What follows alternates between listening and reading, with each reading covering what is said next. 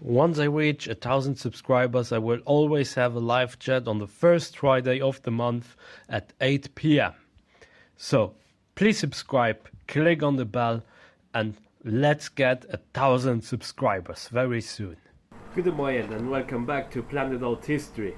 Today we are going to discuss what if Poland stopped Germany in World War II.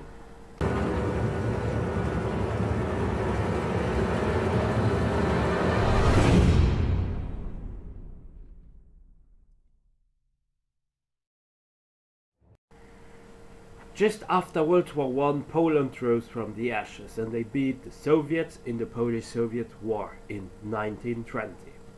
And also took, of course, Vilnius, or Wilno as it was called in Polish, and their aims was to create a larger Poland, or even something similar to a Polish-Lithuanian Commonwealth, but it failed. Most countries were afraid to be absorbed by Poland, or they were just having their own goals. Poland, in the meantime, had also a war with Czechoslovakia, who wanted to take Chechnya and other parts that were close to it, as we know it today, Zaolzie, and later on Chechnya was decided to be split among the Poles and Czechoslovakia. This proved to be a main point of the tension, as in 1938 Poland took all of Zaolzie back because it was ethnically Polish. With the ultimatum of Gdansk or Danzig in 1939, Germany declared war on Poland, and later the Soviets, they joined the party. But what if all of that changed? What if Poland stopped Germany in World War II?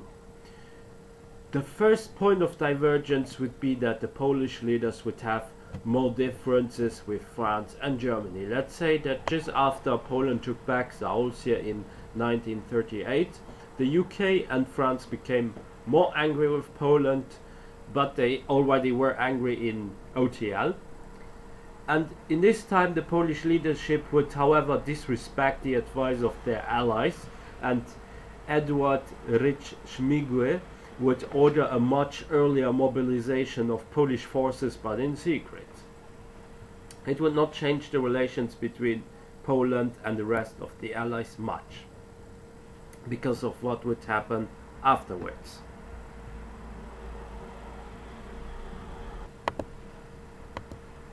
Due to the worsening of the relations, they would not use the Plan West, but they would switch to a different plan.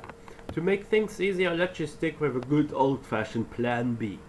Plan B would focus on the area of Eastern Prussia, for instance, where Polish forces could try to take some of the forests, and Plan B would heavily rely on the ideas of military leader Starkiewicz, whose plan was to focus the army along the rivers and natural defenses.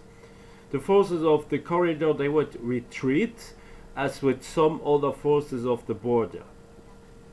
They would join forces on the rivers of the first part of the army. The second part of the army would cover East Prussia, and the smallest portion would defend the Polish-Slovak border and support the first part of the army if they are ordered to do so. Now, the first concern we might have is that the Soviets will just attack and roll over, right? Well, hold on for a moment. The Soviets came kinda late to the party, and they did so because they were sure that Germany dealt with Poland. And that's why they joined so late. Now, in this scenario, Poland will stop the Germans, and thus the Soviet invasion will be delayed considerably, or they will just have different plans in that moment. Now, with more forces ready and a more realistic plan, Poland would first retreat from the western parts, giving the Germans a false sense of security. After the forces would clash in the Vistula River, the second part of the Polish army would attack East Prussia. The Polish-Slovak border was easily defended, and more German soldiers could be killed in and around the Vistula River. Yes, the Vistula was dry, but I think that the earlier mobilization would have an impact, and also the fact that suddenly the Germans would have to halt somehow, and it would not be possible to just overrun a few million men, especially in a geographic area like that one of the river. Plus, considering the forest and so on, you will get the picture. Suddenly the Germans will eventually have to dispatch more forces to Eastern Prussia, fearing an encirclement. This would change the whole plan, and if Poland is very, very lucky, the communications and order within Germany would start to be very contradictory as to where to attack the Poles. Should they focus on retaking Eastern Prussia, continue to try to breach the front of the Vistula, or even take some of their troops back and actually focus on France? Well, at some point Poland could try to use a similar tactic as they did during the Polish-Soviet War, where they would discover gaps between the German forces and try to breach them and possibly even encircle smaller pockets of German units. Ironically, the longer Poland would prevail against Germany, the higher the chances would be that France and Britain would do something. After 2 months of luck but also hard fights between Germany and Poland, France and Britain would be more actively involved, and Germany was now forced to take some soldiers from the Polish front, but to no avail.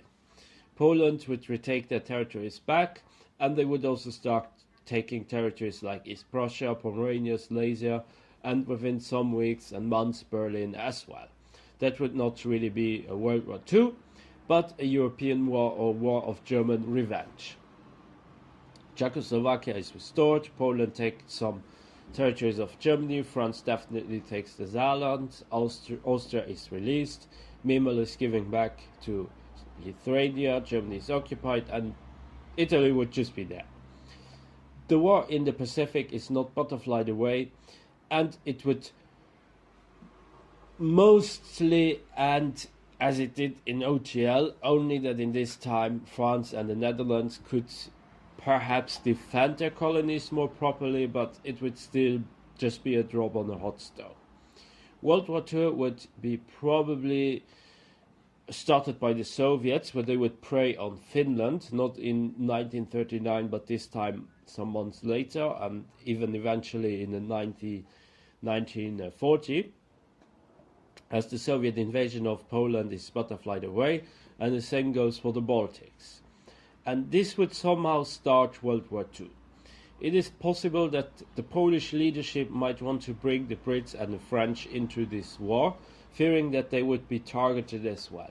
Romania would share similar concerns, and both countries could actually form a much wider or more official alliance, including later on the Finns and also the UK and France and the Baltics as well.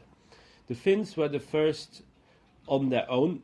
They were first on their own, but would get support from the Poles, the Brits and the French. Finland would be able to stop the Soviet advancements, as they did in OTL, and it would leave the Soviet humiliated.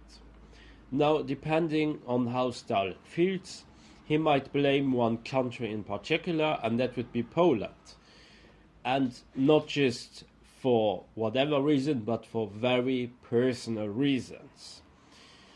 Look at Stalin. I mean, he was one of the generals in the Polish-Soviet War who faced a really huge blow. So this would really be his primary target, and now was the chance to do so. Because first of all, Poland would be tired of the war it had with Germany, and also Poland then supported Finland, so why not just invade it right now? Romania would join, and the Baltics too, knowing they were the next. The Germans would not have rebelled, as the anti-Bolshevist propaganda was still stuck in their heads, so the Soviets could not really do much to win the German population. Probably some Germans, yes, they would rebel and have their own agenda, but I think if they were needed to choose between that type of occupation or Soviet occupation, they would prefer to have the French, the Brits and the Poles occupying their lands than the Bolshevists. French and British forces that were stationed in Germany would come in, and some months afterwards the Finns would also invade again the Soviets.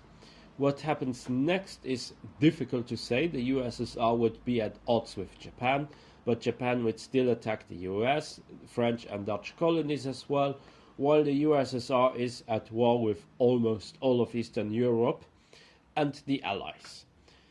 Poland would propose the plan Prometheus, or Prometheism, which would be supported by its allies.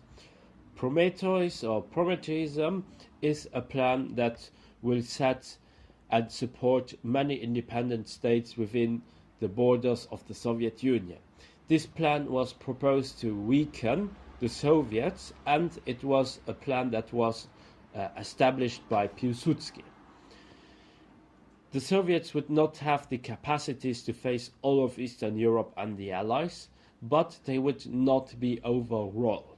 However, it is possible that one country or another would fight an independence war, especially Ukraine and some Caucasian countries, and this would probably bring the end of the USSR, where it would have a civil war, and thus the USSR would probably cease to exist.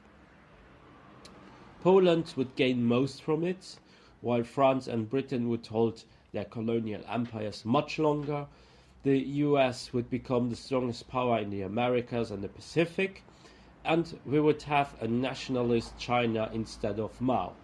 An independent united Korea, Baltics that stay independent, Ukraine as well independent, Caucasian republics, nations independent, a smaller Germany, and overall a Europe that is led by the three powers of France, the UK and Poland.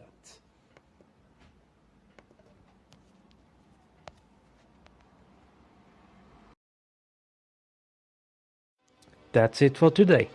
I hope you enjoyed my video. Be sure to like and subscribe, leave a comment, support me also on Patreon, and join my forum, forum.planetalthistory.ga.